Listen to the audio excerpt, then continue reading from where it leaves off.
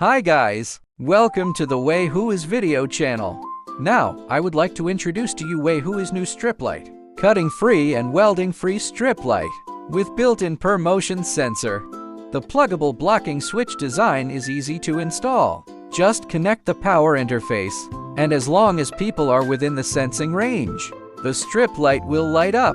When a person leaves the sensing range for about 30 seconds, the light goes out. The strip light can be cut arbitrarily to solve the pain point of customizing the length. And the strip light has no polarity difference. You can connect in both sides. After cutting, no welding is required, and the strip light can still work normally. The light is soft and protects the eyes. It is suitable for local lighting places, such as wine cabinets, wardrobes, and closet.